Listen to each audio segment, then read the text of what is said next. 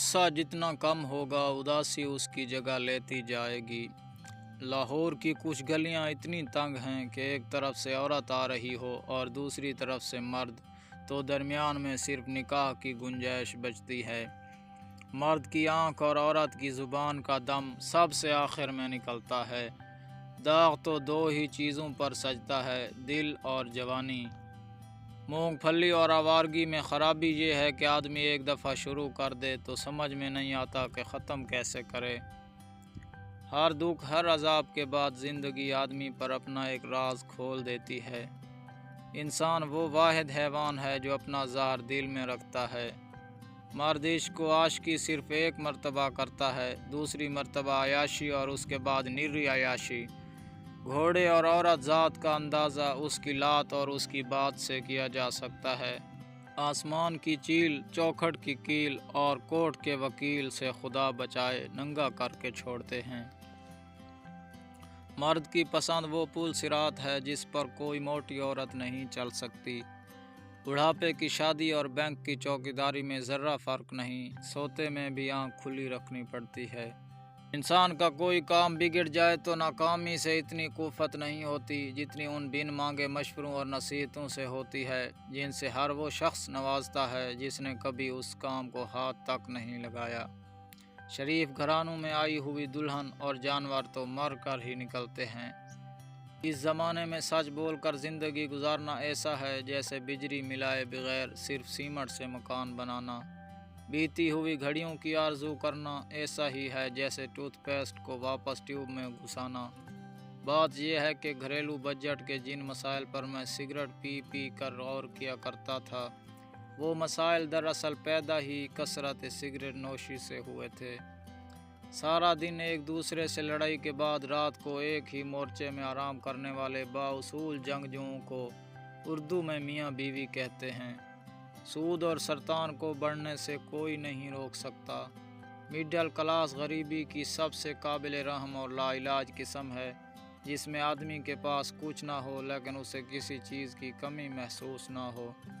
پہلے جن حضرات کی آواز صرف ریڈیو پر سننی پڑتی تھی، اب ان کی صورت بھی برداشت کرنی پڑتی ہے۔ یک طرفہ محبت میں دو فائدے ہیں، ایک تو ناکامی کا اندیشہ نہیں رہتا، دوسرا یہ کہ اس کا دورانیہ کسی کی مرضی پر منحصر نہیں ہوتا۔ سیاست میں یا سائیکل پر کسی بھی سمت نکل جائیں، آپ کو ہوا ہمیشہ مخالف ہی ملے گی۔ مصائب تو مرد جیسے تیسے برداشت کر لیتے ہیں، مگر عورتیں اس لحاظ سے قابل ستائش ہیں کہ انہیں مصائب کے علاوہ مردوں کو بھی برداشت کرنا پڑتا ہے۔ ڈاکٹر کی دعا اور بیوی کی چپ ہمیشہ اچھا شگون نہیں رہا۔ عورتیں پیدائشی محنتی ہوتی ہیں، اس بات کا اندازہ آپ اس بات سے لگا لیں کہ صرف 12% خواتین خوبصورت ہوتی ہیں، باقی سب اپنی محنت سے۔ بچے کی جیب سے فضول چیزوں کے بجائے پیسے برآمد ہوں تو سمجھ لینا چاہیے کہ اسے بے فکری کی نیند کبھی نصیب نہیں ہوگی۔ گانے والی صورت اچھی ہو تو بدصورت مہمل شعر کا مطلب بھی سمجھ آ جاتا ہے۔